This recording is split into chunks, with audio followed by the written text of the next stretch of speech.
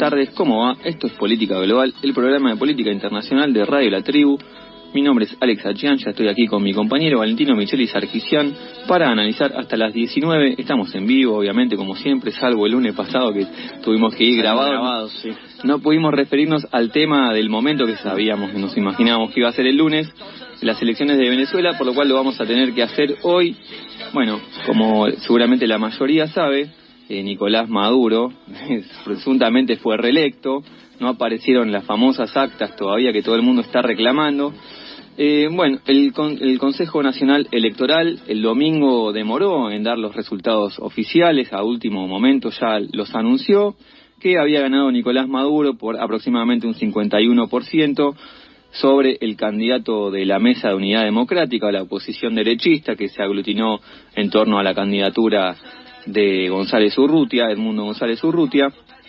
Obviamente, como se preveía, de hecho, bueno, aquí mismo no queremos hacer autorreferenciales, pero desde hace varios meses que todas las encuestas, lo estamos tratando, y todas las encuestas daban amplia mayoría para González Urrutia, todas las que circulaban en los medios hegemónicos occidentales, pero ninguna daba vencedor a Maduro, con mayor o menor diferencia, pero con diferencias en muchos casos muy holgadas, de hasta 30 puntos de distancia le daban a Urrutia, las menos favorables, no sé, como 10 puntos.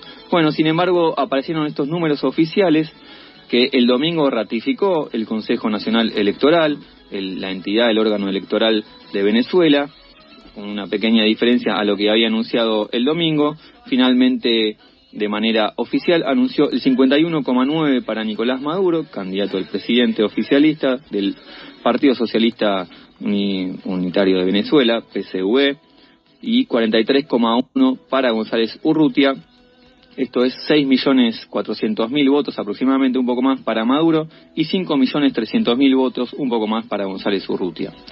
Bueno, ¿qué pasó? Obviamente la oposición derechista salió a denunciar estos resultados, que están fraguados, que hubo fraude, no aparecen las actas, y bueno, ¿qué son las famosas actas para empezar? Porque todo el mundo habla de las actas y creo que nadie sabe en concreto a qué se refieren las actas. Bueno, en Venezuela el voto es electrónico, es un voto bastante elogiado a nivel mundial, porque es un sistema que aquí también hemos implementado en la ciudad de Buenos Aires. Una vez votamos de esa manera, después no se repitió, pero le salió mal, creo, pero bueno. No, le salió mal a la reta el operativo, creo. Una vez salió bien la primera vez que lo implementaron, y la otra vez salió mal porque hicieron como algo que retrasó, no me acuerdo ahora qué era, pero que tardó mucho, que hubo mucha falencia y bueno, descontento obviamente en la gente que fue a votar, y bueno, a raíz de eso creo que no se volvió a hablar nunca más del tema. Bueno, pero es muy elogiado este sistema porque tiene un doble control, tanto electrónico como físico, digamos, manual, porque bueno, este sistema es el de que vos votás en la pantallita, haces clic en el candidato que te gusta, y eso ya deja asentado una votación de manera electrónica, que después se puede controlar.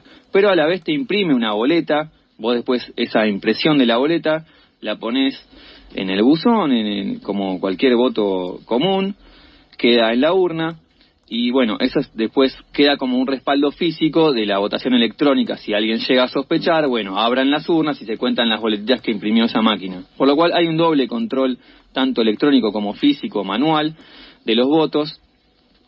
Pero bueno, sí, el tema es que yo creo que estas elecciones, y en mi opinión, son las menos creíbles que ha tenido el régimen de Maduro. Los resultados son los menos creíbles, por lo menos los que dan desde la Comisión Electoral oficialista, y la comunidad internacional se lo hizo saber, ¿no? Estados Unidos, varios países han denunciado este tema del fraude, y bueno, que es algo sostenido en Venezuela, que se conoce que las elecciones suelen ser fraguadas. Y bueno, un régimen de Maduro, que lo venimos diciendo acá, lo venimos cubriendo, cada vez tenía más y más poder, con una retórica más agresiva en cuanto al nacionalismo, al populismo, ¿no? Recordamos el tema del Esequibo, que lo cubrimos acá.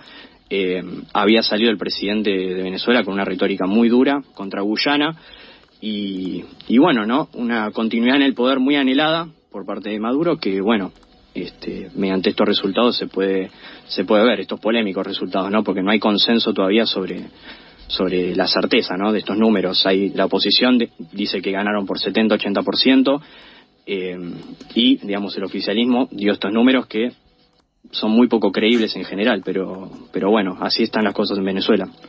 Bueno, justamente el propio Maduro, a raíz de estas dudas que se sembraron, obviamente, el jueves de la semana pasada recurrió al Tribunal Supremo de Justicia para, bueno, solicitar una revisión, una confirmación del resultado electoral. El Tribunal Supremo de Justicia llamó a todos los sujetos intervinientes de todos los partidos que participaron de los comicios a acatar la sentencia que va a dictaminar en relación a este tema, por pedido de Maduro, a una revisión del resultado electoral. Obviamente la María Corina Machado no se presentó a ese llamamiento del Tribunal Supremo de Justicia, porque bueno, ellos denuncian que tanto el Tribunal Supremo de Justicia como el Consejo Nacional Electoral son entidades básicamente chavistas, están manejados, de hecho, el presidente de la Comisión Nacional Electoral, Elvis Amoroso se llama, que fue el que dio los resultados, fue un diputado chavista, de hecho, del Partido Socialista de Unidad Venezolano, y la propia presidenta también del Tribunal Supremo de Justicia, también fue concejala y también gobernadora, alcaldesa de Caracas, por el chavismo. Es decir, son entidades que difícilmente se van a pronunciar de manera distinta a la versión oficial del triunfo chavista en la elección. Por lo cual, bueno, esta recurrencia a estas entidades, bueno, la oposición no las acata. Ellos publicaron su propia página online donde están divulgando ahí resultados electorales propios. Según ellos cuentan con un porcentaje determinado de actas oficiales ya revisadas, y ahí bueno, están dando estos números que vos decías, aproximadamente un 70-30, una cosa así. Ahí está la página online, y bueno, están dando resultados paralelos. Obviamente esto abre una grieta en Venezuela, como ya había, y se profundizó. De hecho, este llamado a elecciones había surgido a raíz de un acuerdo que había habido entre el propio Nicolás Maduro y la oposición, de bueno, acordar ciertos espacios en común para ir a las elecciones, con por supuesto intervino Estados Unidos. Sí, parecía que Biden, a raíz de una negociación no podía haber, digamos, no una salida, ¿no? Digamos, hablando de un término neutral, una solución entre, bueno, Nicolás Maduro y la oposición, que se había aglutinado atrás de la figura de María Corina Machado, como bien dijiste.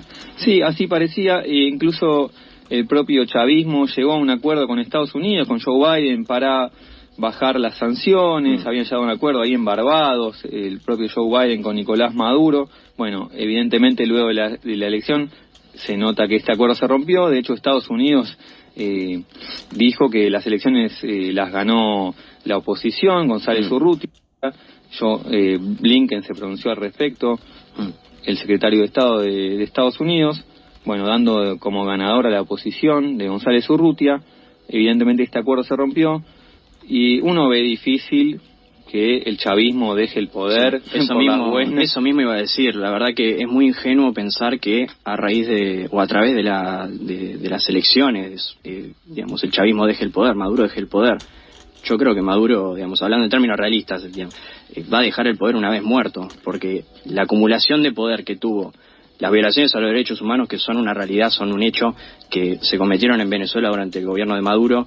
Y bueno, todas las maniobras, toda la retórica, digamos, del régimen de Maduro han llegado ya a un punto de no retorno o de no negociación, digamos, con, justamente la oposición, y la oposición también, digamos, en este digamos, canal que se había abierto, digamos, para la oposición, para dialogar con el régimen, que la oposición no vaya con Corina Machado, por ejemplo, también ha sido un signo de no retorno, ¿no? Como que, bueno, esta grieta que vos bien mencionás, es una realidad, y de los dos polos está totalmente, digamos, ido al extremo.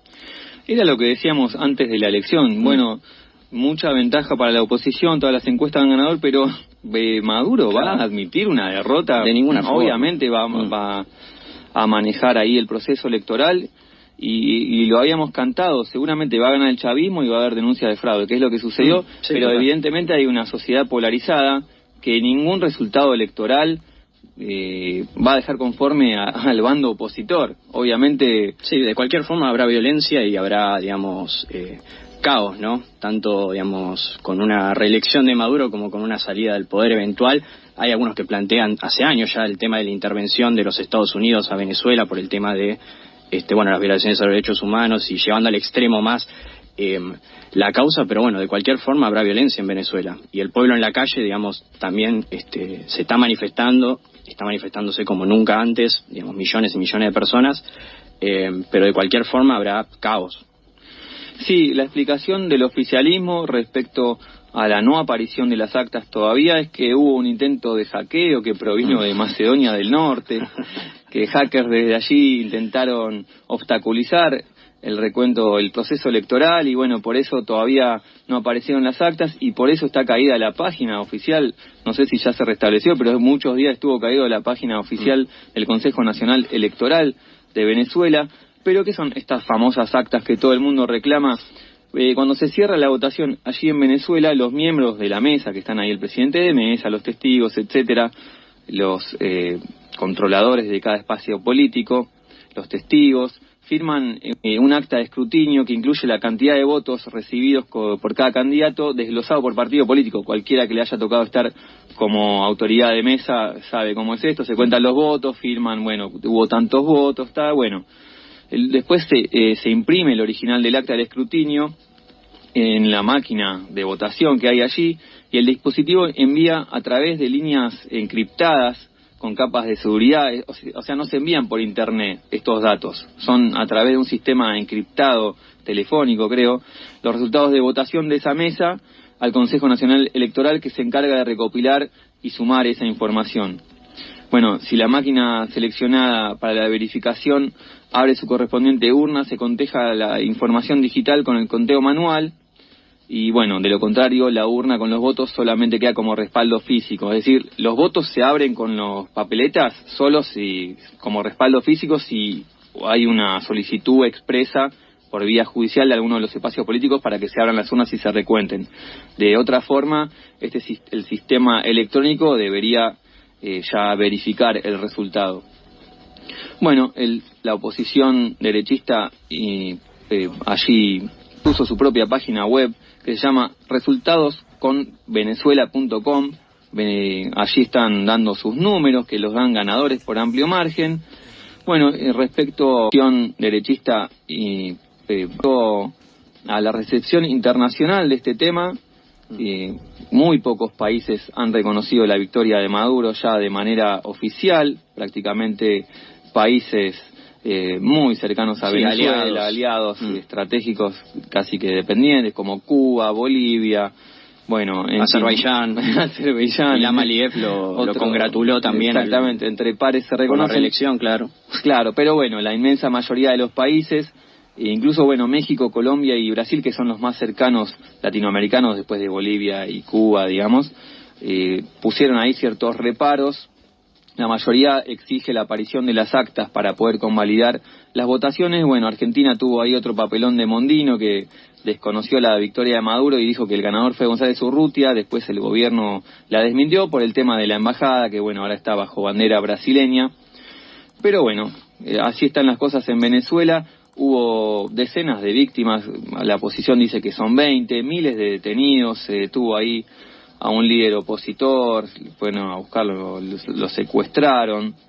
Estaba muy convulsionada la situación, vamos a ver cómo se desarrollan los acontecimientos, pero uno a priori prevé una continuidad del madurismo. Totalmente, sí. Ya están un poco bajando las aguas, las movilizaciones. El sábado hubo tanto oficialistas como opositores se movilizaron en Caracas y en todo el país.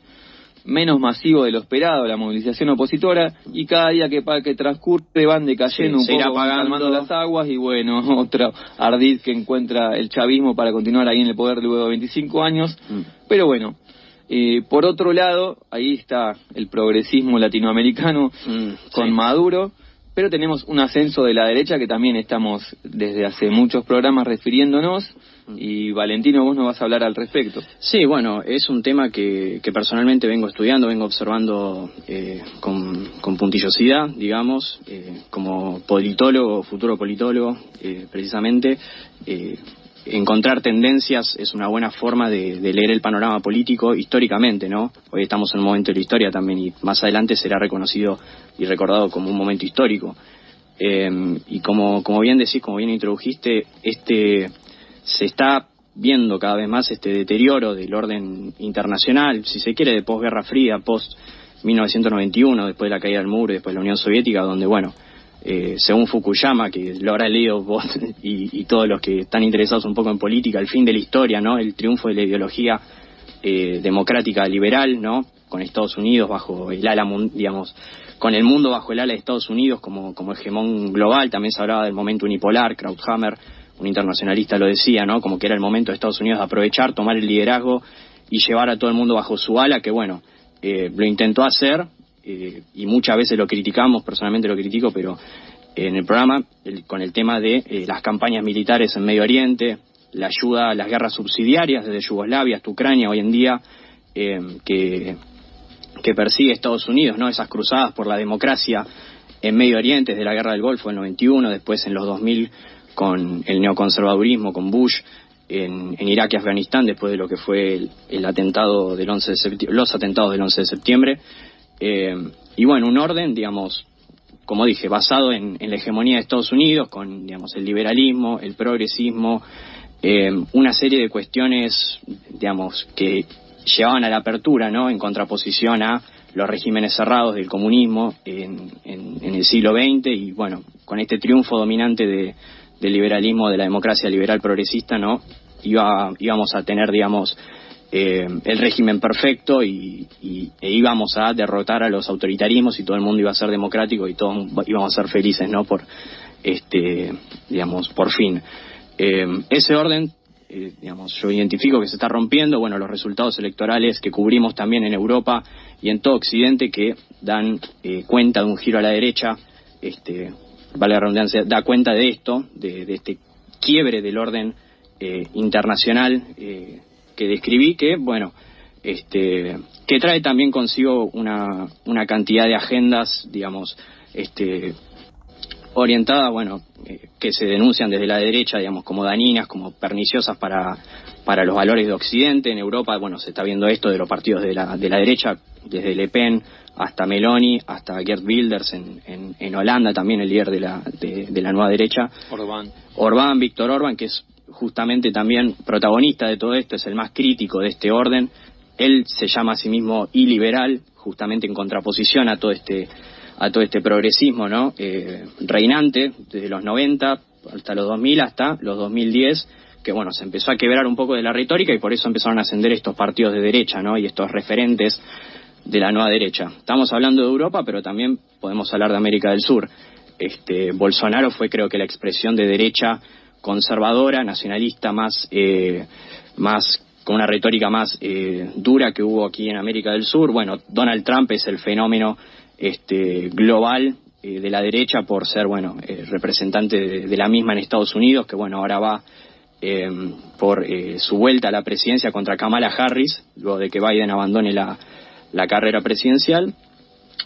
Y bueno, una nueva derecha, se podría decir, poniéndolos a todos en esta misma bolsa, aunque difieren muchos, algunos son más libertarios como Milei, otros son más nacionalistas como Bolsonaro, como Víctor Orbán, otros más conservadores, como Geert Wilders, como Meloni, como Le Pen, que también tiene signos nacionalistas. Esta nueva derecha está sabiendo captar el voto de la gente, como venimos diciéndolo también, está sabiendo captar el enojo de la gente con este orden, si se quiere decir, proyectado en sus países hacia adentro, progresista o socialdemócrata. En Europa se le dice socialdemócrata, que bueno, no ha hecho más que, digamos,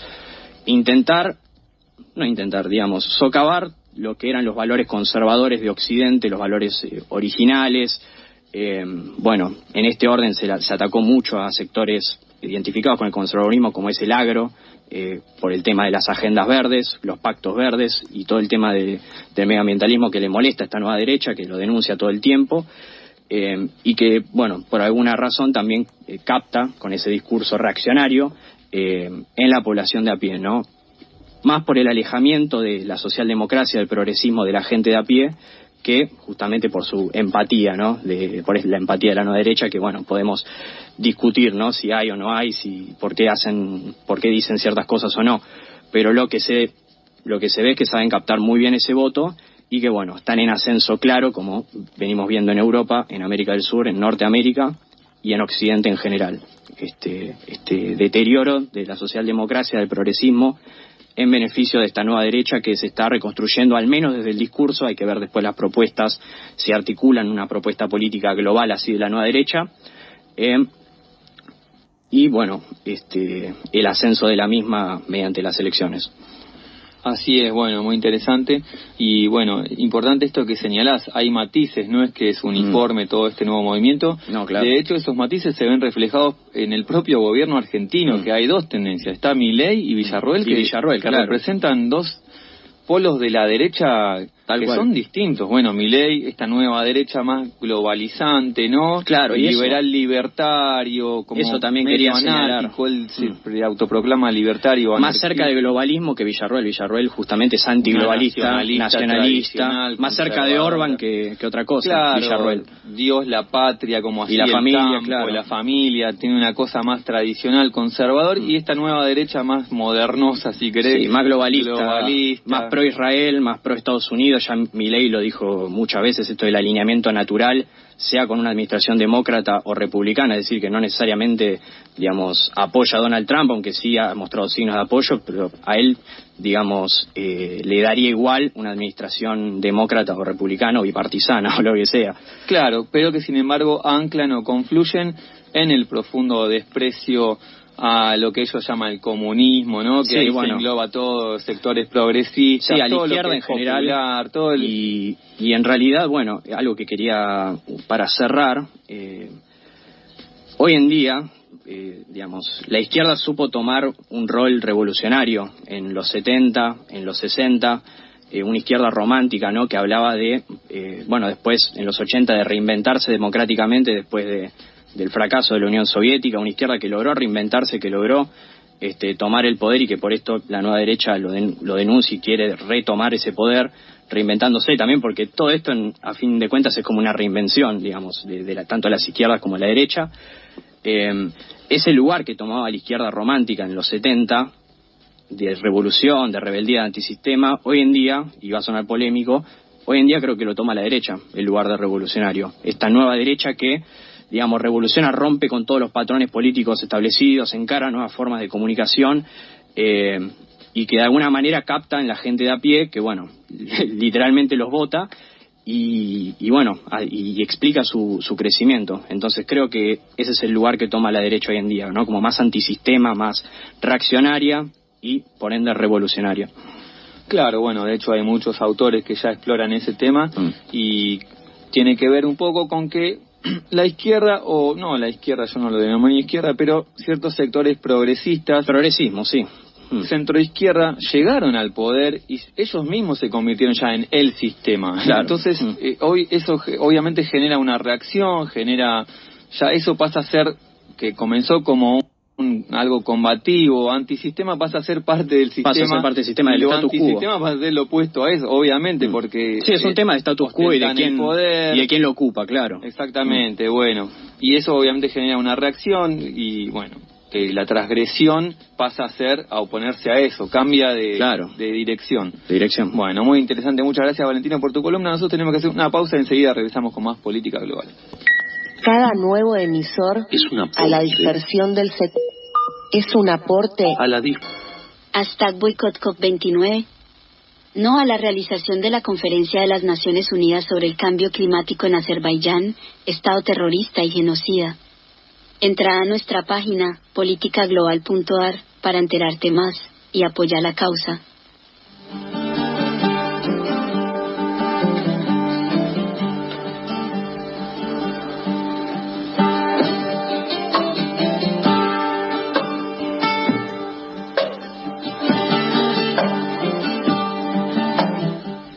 Nuevo bloque de política global y nos vamos rápidamente a Colombia, primero porque allí se encuentra nuestra compañera Jessica García, que ya está conectada telefónicamente.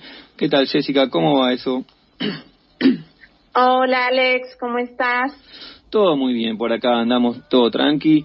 Y bueno, nos vas a hablar de el proceso de diálogo de paz que hay en Colombia con el Ejército de Liberación Nacional, ¿no? Que creo que no cerraron, ahí unos diálogos de paz en 2016, que entraron las FARC, que ya se desintegraron, aunque quedan resabios, pero el Ejército de Liberación Nacional no cerró ahí el acuerdo de paz. ¿Cómo está el tema ese? Pues sí, aquí ha habido mucho revuelo en estos días porque justo hasta el 3 de agosto había un cese al fuego bilateral entre el Ejército y el Ejército de Liberación Nacional, ¿no? Entre el Estado y esta que sería la última guerrilla en este momento de las viejas guerrillas, porque como bien decías, en 2016 las FARC se desmovilizaron a través de la firma del acuerdo de paz. Bueno, el acuerdo pues no se ha implementado hasta el momento no se ha terminado de implementar, y pues hay grandes discusiones al respecto de la implementación del acuerdo de paz, especialmente en todos los obstáculos que se entablaron para que eso no se produjera durante el gobierno de Duque. Pero con la llegada de Petro inició este gran proceso que creo que en otro momento lo hemos hablado, o el intento de iniciar este gran proceso que llamó la paz total, y el intento de dialogar con todos los grupos armados existentes en este momento, tanto los que tienen algún tipo de posicionamiento político como la guerrilla y otros grupos armados. Hasta el momento había tres mesas de diálogos. La primera que comenzó fue con el Ejército de Liberación Nacional, la más ambiciosa en su momento, que se comenzó apenas llegó Petro. Pues ya ha habido otros intentos de negociación que fracasaron. Ese proceso con el ELN había tenido algunos avances, y uno de estos grandes avances que intentó mostrar el gobierno fue el cese al fuego bilateral, que si bien tiene unos impactos porque implica que no hay confrontaciones entre la fuerza pública, como le dicen aquí en Colombia, y el ELN, no significa que no haya enfrentamiento entre los diferentes grupos armados ilegales que están presentes en el territorio. Entonces, pues hasta el momento se había establecido este cese al fuego, pero ya hace unos meses que ha entrado en crisis la mesa de diálogo con el ELN, y finalmente pues ahora el 3 de agosto, que debería haberse producido la renovación del cese al fuego, esto no se produjo justamente porque el ELN puso un condicionante a último momento, que fue que pues el reconocimiento del Estado como grupo, en su condición de grupo armado político, lo que implica pues tiene otras connotaciones, y que se lo excluyera de la lista de grupos armados organizados en Colombia. Pues el gobierno esto no lo ha hecho porque ya ha habido otro proceso de ruptura de diálogos con el ELN, no solo por esto, sino porque pues la gran crisis ha sido que el gobierno empezó a negociar en forma paralela con uno de los frentes del ELN, mientras negociaba con el Comité Central. Entonces, y uno de esos frentes es Comuneros del Sur, que está en el suroccidente colombiano, y pues eso ha sido percibido por la mesa del Comité Central, o del COSE como se conoce, como pues una atenta contra el proceso de negociaciones. Y pues ahora este proceso se ha congelado en un punto, y ya se ha informado esta mañana que se retomaban las acciones de la fuerza pública contra el ELN, pero al mismo tiempo están sucediendo otras mesas o intentos de mesa de diálogo con, pues tú mencionabas al principio, ¿no? Que si bien en 2016 las FARC se desmovilizaron, hubo una parte del que se comenzó a llamar las disidencias, que rechazaron el acuerdo y se reorganizaron, y después otra parte que se habían desmovilizado en un inicio, pero luego volvieron a las armas, y actualmente pues hay dos grandes disidencias, o tres, que eran el Estado Mayor Central, que ahora se ha dividido otra vez en dos grupos. Uno de ellos está en mesa de negociaciones con el gobierno, y el otro, que está en el suroccidente, es el que se ha salido de las mesas de negociaciones después de que también se rompió el cese al fuego con el ejército debido a unas acciones del Estado Mayor Central contra comunidades indígenas en el suroccidente, el asesinato de una lideresa muy reconocida en el Cauca, y pues una serie de acciones contra la población civil. Y al mismo tiempo sigue pues una mesa ahí que se ha comenzado a entablar con otra de las disidencias, que se llama la Segunda Marquetalia, que eso está muy recién comenzando estos diálogos, y ahorita mismo, hace como 2 horas se anunció finalmente que comienza, que habría un comienzo se entablaría una mesa de diálogo con el Clan del Golfo, las autodefensas gaitanistas de Colombia o las autodenominadas el Ejército Gaitanista de Colombia en este momento, que es el grupo paramilitar, aunque se ha negado esto sistemáticamente que efectivamente sean o no grupos paramilitares, pero es uno de los grandes grupos que se reorganizó después de la desmovilización de las Autodefensas Unidas de Colombia, que fue el grupo paramilitar más grande anteriormente, y pues las AGC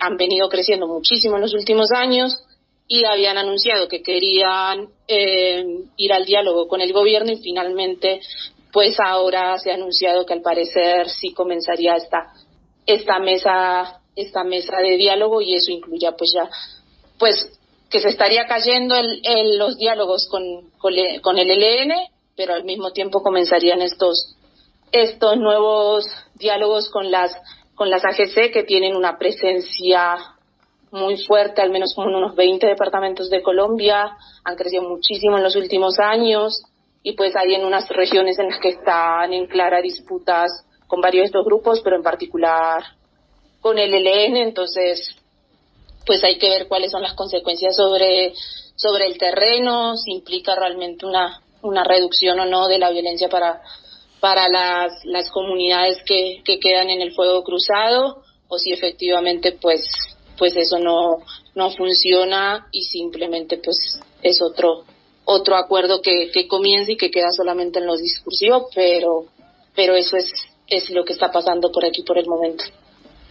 Una consulta, Jessica, por ahí te pongo en un aprieto, pero ¿cuáles son las reivindicaciones del ELN? Uno sabe que, la FARC, todos estos grupos guerrilleros, en general surgieron allí por los 70, ¿no? O a fines de los 60, no sé. Como agrupaciones marxistas, leninistas, que buscaban la revolución socialista a través de la guerra de guerrillas, del foquismo, tipo al estilo Che Guevara, digamos. ¿Esto sigue siendo así? ¿Esto es lo que busca el ELN actualmente o fue derivando hacia otra cosa? ¿Hay algún tipo de vínculo con el narcotráfico con respecto a su financiamiento? Pues el ELN nace más o menos unos años después de las FARC también, y pues lo que había tenido de diferente el ELN pues es este vínculo también con la teología de la liberación, de ahí que uno de los grandes referentes en sus inicios del ELN, muy conocido, fue este sacerdote que se llamó Camilo Torres, y pues estas reivindicaciones iban más o menos de corte también nacionalista. Las grandes diferencias que ha habido en los procesos de negociación con el ELN y las FARC, que a diferencia de las FARC, el ELN no tiene una estructura claramente jerárquica, y por eso ha sido muy difícil pues que las negociaciones que se den con el Comité Central efectivamente tengan impacto concreto en cada uno de los frentes que hacen parte del ELN, y es así que se han generado estas negociaciones paralelas, por ejemplo, con Comuneros del Sur. Pues ellos siguen reivindicando discursivamente al menos estas posiciones, pues justamente en las negociaciones, no lo mencioné, pero ahora que lo dices, uno de los grandes puntos que ellos exigieron en la mesa de negociaciones fue la participación de la sociedad civil en el análisis de las causas del conflicto armado, ¿no? Una mayor participación entonces de organizaciones que efectivamente trabajaran sobre esto, porque sabemos que una de las grandes discusiones en Colombia que hacen al reconocimiento o no es el reconocimiento o no del conflicto armado, es decir, si efectivamente hay unas causas estructurales que han hecho que estos grupos, estas personas se levantaran en armas en su momento, o si son, y estos han sido los argumentos históricos de la derecha, de que efectivamente eso no existe y que simplemente son todos grupos terroristas, y bajo eso se niegan todos los problemas estructurales que han generado que algunos de estos grupos se levantaran en armas.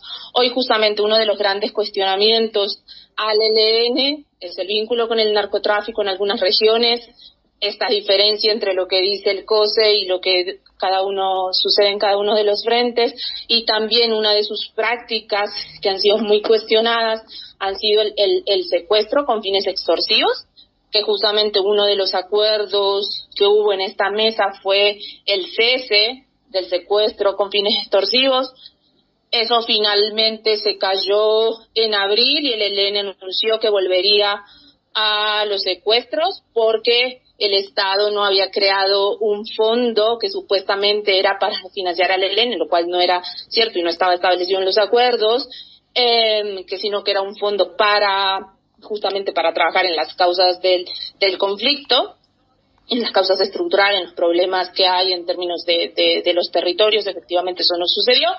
Y bajo esta excusa, el ELN volvió al secuestro y fue una de las causas también que pararon las negociaciones o que complicaron este proceso, porque eso también fue retrasando todo el proceso de participación de la sociedad civil en los diálogos, porque en estos diálogos, como fue con las FARC, que también fue bastante diferente, pues se trabajaron sobre algunos puntos estructurales, ahí que en el acuerdo con las FARC, por ejemplo, se hable del proceso de sustitución de cultivos de uso ilícito, que se hable del proceso de la reforma agraria, y no es solamente como la dejación de armas y el proceso de memoria de verdad y justicia y reparación y garantías de no repetición, sino también es uno de los grandes problemas que es la distribución de la tierra en Colombia, y que eso sigue sin implementarse en cuanto al acuerdo de las FARC de 2016.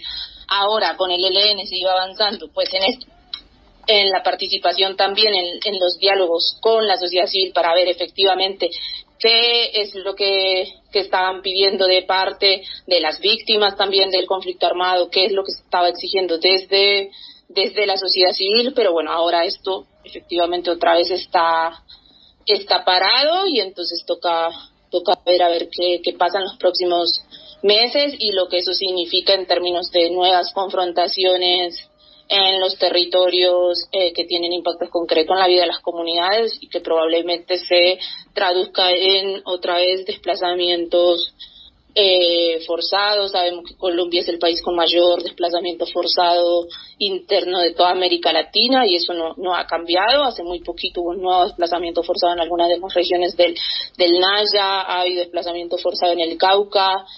Lo que pasa es que eso se termina convirtiendo en una cuestión normal del día a día, entonces ya no es noticia, pero eso sucede y quiebra a las comunidades, porque son comunidades que ya han sufrido otros desplazamientos forzados, ya han quedado en medio del fuego cruzado, y otra vez esto se repite porque no se avanzan en los diálogos. Y esto también pues está hablando de que efectivamente esto tenga unas consecuencias, la ruptura del cese al fuego, en la paz urbana, que era uno de los procesos o de pruebas pilotos que se había planteado en el marco de la paz total, y uno de esos ejemplos era la ciudad de Buenaventura, el principal puerto de Colombia, el principal ahí en el Pacífico colombiano, y que creo que lo habíamos mencionado también con anterioridad en términos de la militarización del territorio. Bueno, esa es una de las ciudades con una confrontación interna entre dos grupos, dos bandas urbanas, con las que se había avanzado en un intento de diálogos, y que efectivamente habían tenido algunos impactos positivos concretos en la vida diaria de la ciudad. Pero ahora hay que ver con todos estos nuevos cambios si eso se traslada en cambios concretos a largo plazo, y si se avanza en esta propuesta de paz total, que algunos dirán que ha sido demasiado ambiciosa por parte de Petro intentar negociar con todo el mundo, que debería haber negociados por partes, pero otros también dicen, pues eso es efectivamente lo que pasó con las FARC, se negoció solamente con las FARC se desmovilizaron, y otros grupos tomaron control de los territorios donde antes estaba las FARC. Entonces, pues ahora era el nuevo intento de negociar con todos los grupos armados ilegales que están alrededor del territorio colombiano, y de ese modo efectivamente pues avanzar en la construcción de lo que han llamado paz total y más presencia del Estado. Pero bueno, eso en la vida diaria de las comunidades no se estaría notando claramente, pero bueno, eso es lo que sí también y lo que ha sido las demandas de la sociedad civil y de las comunidades donde más se han visto impactadas por el conflicto armado a lo largo de todas estas décadas, que siguen pidiendo que efectivamente se llegue a los acuerdos de paz con los grupos presentes en la región.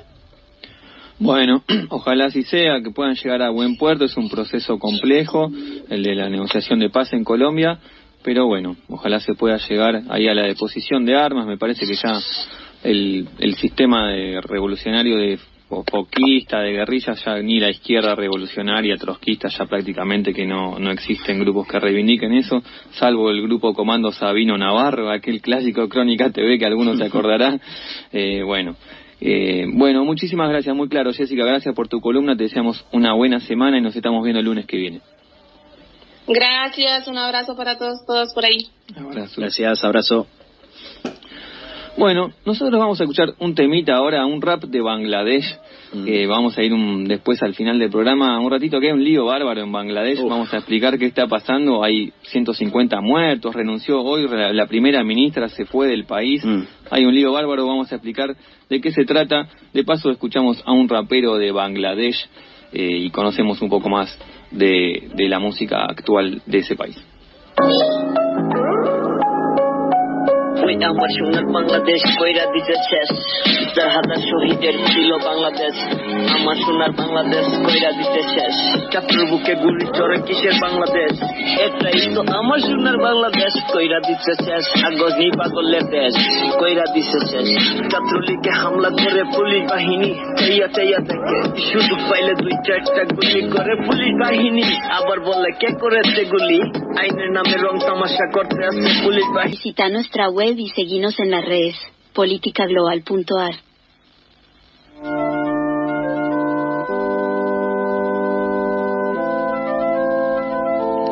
Bueno, está cortito el rap, se llama Sumon Repa, el rapero, y la canción se llama Bangladesh precisamente.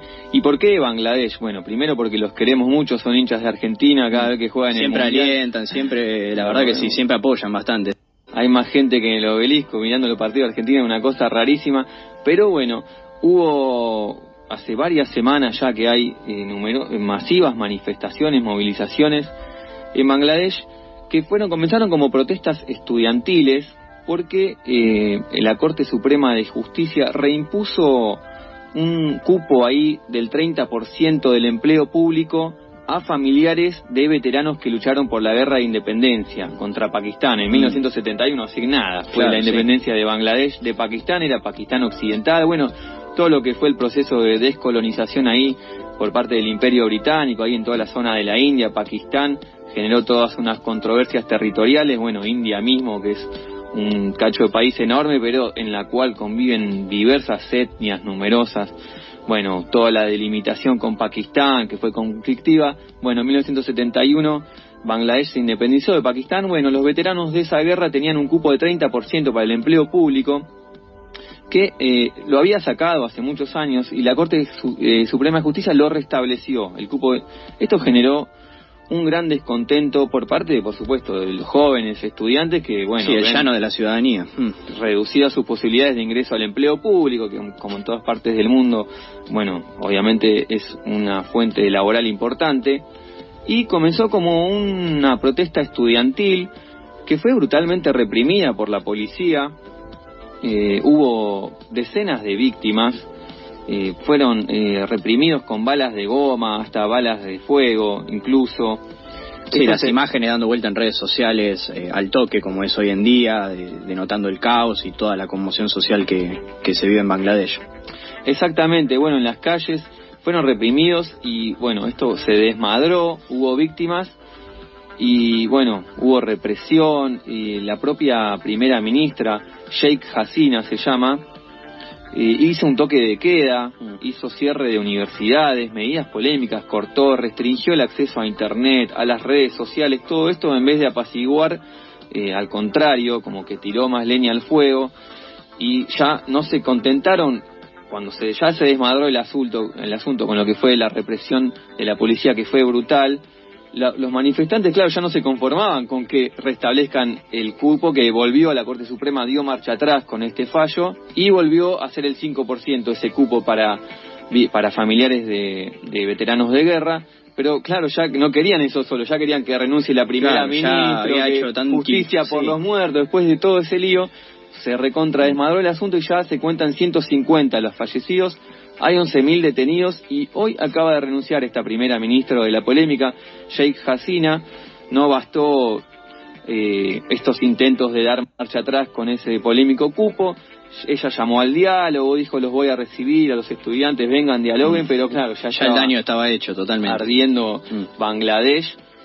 Y bueno, actualmente se fue del país, de hecho, renunció y está con paradero desconocido, la estamos buscando todavía a Hasina.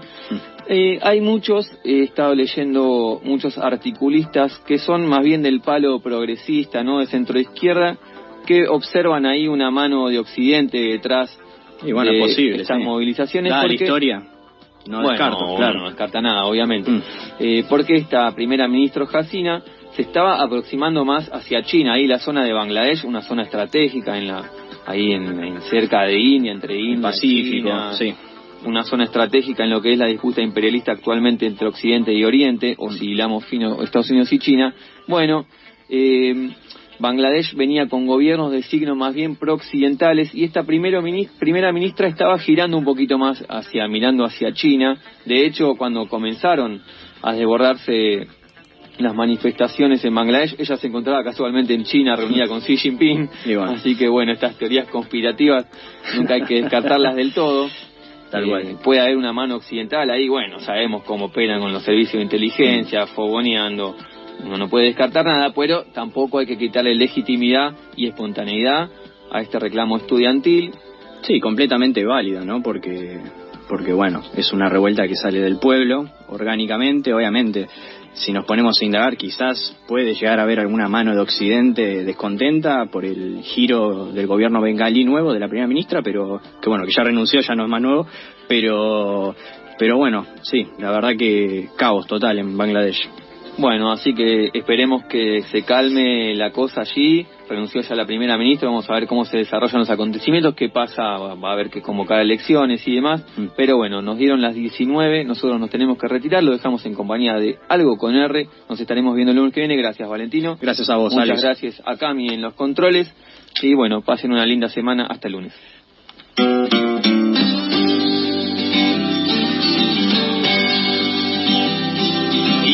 Yerken kentaim bez Hinkamari takmer met Yekek faren kentaim bez Ais kishermen Shatem keren pofel Shatem keren moratsvel Gönskirneren mestavel Lorseran ankmen